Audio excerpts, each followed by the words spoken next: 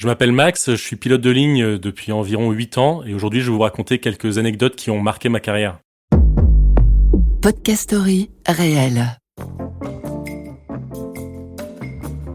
Alors j'ai une anecdote qui me vient à l'esprit qui est assez amusante. Un petit disclaimer, d'abord ça touche une population, donc ça peut être un sujet assez sensible, mais je veux rappeler que tout le monde est bienvenu à bord et qu'on accueille bien sûr toutes les personnes, on prend soin d'elles. Mais cette histoire elle se passe pendant un vol au moment de la descente. Peut-être que si vous avez déjà pris l'avion, vous avez déjà eu ce phénomène, un petit peu de condensation qui se forme sur les parois de l'avion. Et ben en fait c'est un phénomène à peu près similaire qui s'est produit dans la cabine, voire un petit peu plus exagéré puisqu'il y avait de l'eau qui tombait sur les passagers en cabine. Donc ça je le voyais pas, c'est une de mes collègues hôtesses qui m'appelle pour me prévenir et puis m'informer de la situation et je lui dis écoute, voilà, c'est le phénomène que je viens d'expliquer juste avant, on verra ça au sol, t'inquiète pas, c'est normal. Très bien. On arrive au moment du débarquement, donc je suis devant le poste de pilotage, face à l'allée, les gens débarquent de l'avion par l'allée et je remarque que les personnes, avec ma collègue, on remarque que des personnes se tournent vers une rangée où il y a un monsieur, où on voit que le haut de sa tête en fait, puisqu'il est encore assis à sa place, mais les gens le regardent d'un air un peu dégoûté. Et donc on se demande ce qui se passe, on se dit probablement une personne qui a vomi, parce qu'il y avait aussi un petit peu de turbulence ce jour-là. Et quand tout le monde a débarqué, la personne est toujours là, donc on se rapproche et on se rend compte qu'en fait c'était une personne qui était en train de changer sa sonde urinaire. Et donc en fait qu'il avait placé dans le compartiment juste au-dessus des passagers. Et donc c'était, j'imagine, de l'urine aussi qui tombait sur les passagers juste en dessous. Alors, je vous rassure, les passagers n'ont jamais été au courant, mais c'était une situation un petit peu inhabituelle. Et on s'est bien occupé de cette personne qui a tout à fait compris, qui s'est excusé. Et puis voilà, le vol et le débarquement s'est terminé normalement. Mais ça reste une situation qui m'a un peu marqué et qui finalement a un peu amusé nos collègues, même si on a pris soin de cette personne comme il fallait. Alors forcément, quand on est pilote, on est confronté à des situations qui peuvent être un peu plus stressantes, un peu plus inhabituelles. Il y a une situation dont je me souviens, c'est quand je venais de commencer, donc je devais avoir peut-être 300, 400 heures de vol, ce qui est équivalent à peut-être à 6 mois d'expérience dans la compagnie, quelque chose comme ça. Et donc je volais avec un des instructeurs de la compagnie, qui est une personne qui est d'ailleurs adorable, qui est un des îles Féroé, qui parlait d'ailleurs aussi un petit peu français. On s'entendait très bien, une personne très avenante avec le sourire. Et en fait, on part, c'était un vol depuis Copenhague. Et dans la montée, à peu près, on va dire, aux alentours de 6000 pieds, on a un énorme bruit qui retentit dans la cabine et beaucoup de vibrations dans l'avion. Donc c'était assez impressionnant par rapport à ça. J'avais véritablement l'impression que la porte passager s'était ouverte ou qu'il y avait eu quelque chose qui s'était vraiment passé en cabine avec vraiment un bruit assourdissant. Ce qu'il faut noter justement, c'est que on a tendance à savoir gérer, mais quand on est jeune pilote, ça y est, on pilote des avions. Mais en fait, à ce moment-là, il y a un réflexe qu'on a, qui est qu'on va littéralement s'immobiliser. On va plus savoir gérer. C'est moi qui étais aux commandes, et donc c'est mon commandant de bord qui justement m'a dit allez, il faut y aller, là, faut traiter cette panne-là. Et je me souviens que son visage était bien plus fermé. Et la situation était un petit peu critique parce qu'on savait pas de quoi il s'agissait. Finalement, l'avion volait normalement. On a pu aller se reposer à Copenhague et je me souviens, ça m'a marqué, c'est que même si on n'avait pas déclaré véritablement une urgence, mais pour le coup les secours, les pompiers, etc. sont mobilisés parce qu'ils profitent aussi de ces moments-là pour s'entraîner. Et donc c'était un arbre de Noël sur la piste d'atterrissage, il m'a laissé les commandes, j'ai posé l'avion sans problème. Et ce qui s'était passé, c'était qu'il y avait un joint en fait de la porte passager qui s'était retiré, donc il y avait un peu d'air qui s'infiltrait et avec la vitesse de l'avion, ça engendrait des tremblements, des problèmes de pressurisation. Et donc c'était un moment qui était très impressionnant à vivre de par le bruit et puis l'atmosphère qui a dégagé de cette panne. Alors forcément, quand on est pilote, on peut aussi avoir des problèmes avec la météo, puisqu'on est forcément confronté à des conditions météorologiques qui peuvent être particulières. Et donc je me souviens d'un vol qui a été assez surprenant. C'était un vol en direction de Prague, où il y avait énormément de vent, visibilité très mauvaise, de la neige. Et déjà, il y avait beaucoup aussi de turbulences. Et j'étais aux commandes de l'avion et donc on faisait notre approche. On était donc dans la descente finale avant de se poser sur la piste. Et à ce moment-là, en fait, on avait l'autopilote qui était effectivement enclenché. Il y avait tellement de vent que parfois, l'autopilote n'est pas capable de tenir et donc il se déconnecte ou alors on va prendre les commandes à la main.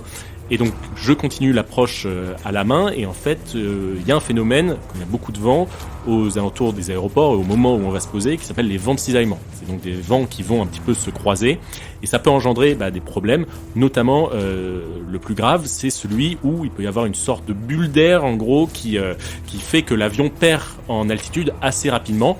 Et c'est ce qui s'est produit, donc on est en quelque sorte plaqué au sol, et donc en étant sur le point d'atterrir, on a eu ce phénomène-là, et je me souviens qu'on est très proche de la piste, et donc ça a été très surprenant, et je me souviens avoir eu j'ai serré les fesses à ce moment-là, j'ai eu un petit moment de doute, on a remis les gaz, ça a été, et donc le coup d'après, c'est le commandant de bord qui a pris les commandes pour pouvoir poser l'avion parce que c'était assez délicat, et on a fini par réussir à se poser, mais c'était très impressionnant, et je sais qu'en cabine, il y a pas mal de personnes qui ont été malades à cause des turbulences et à cause du fait que il y avait aussi un peu de peur avec le régime moteur qui changeait, le fait qu'on se rapprochait de la piste très rapidement et que ça bougeait dans tous les sens. Donc ça m'a un petit peu marqué, et les passagers en sortant, je les voyais un petit peu plus blancs que d'habitude.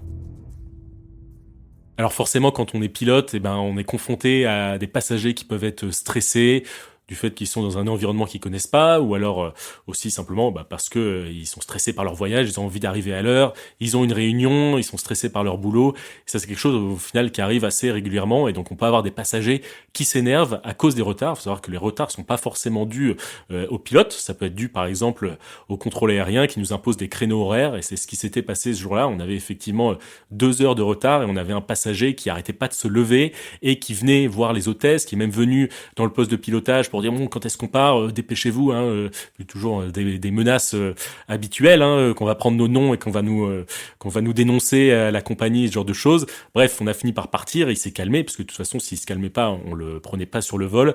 Et au débarquement, pareil, on disait au revoir aux passagers, et puis c'était des menaces comme d'habitude, donc à nous pointer du doigt et tout ça. Il est parti énervé, et il était pas content finalement d'arriver en retard pour une réunion, ce que je peux comprendre, mais voilà, typiquement on a des passagers parfois qui sont un petit peu turbulents. Si ça arrive au sol, ça nous pose pas de problème, mais en vol, parfois, ça peut amener, par exemple, à des déroutements si jamais la situation est critique. Une autre situation assez délicate que peuvent rencontrer les pilotes, c'est les collisions aviaires. Donc ça a été beaucoup médiatisé, notamment avec l'accident où Sully a atterri sur l'Hudson. C'était pas du tout une situation similaire que j'ai vécue, mais c'était quand même assez impressionnant. C'était pendant une approche à Pau, si je me souviens bien, où il y avait un vol d'étourneaux. Donc les étourneaux, c'est des petits oiseaux qui volent en groupe rapprochés.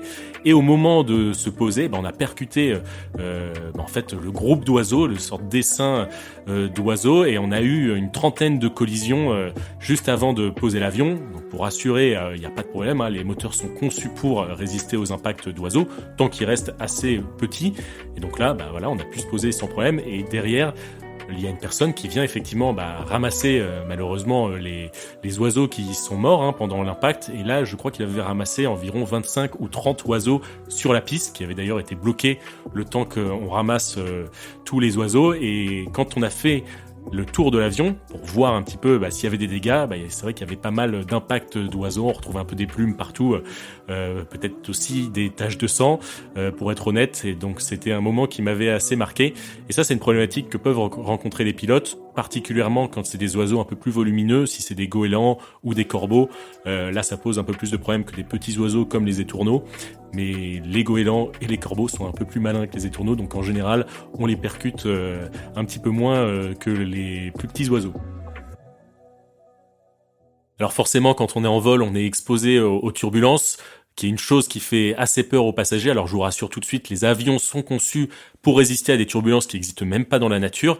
Et d'ailleurs, même quand les avions sont conçus, on applique en plus de ça un coefficient de 50% sur la résistance de la structure. Donc ça, c'est à prendre en compte. Donc il n'y a aucun risque que la structure se casse ou que l'avion se casse. En revanche, si on n'est pas accroché correctement à son siège avec la ceinture de sécurité, là, on peut vite se retrouver au plafond.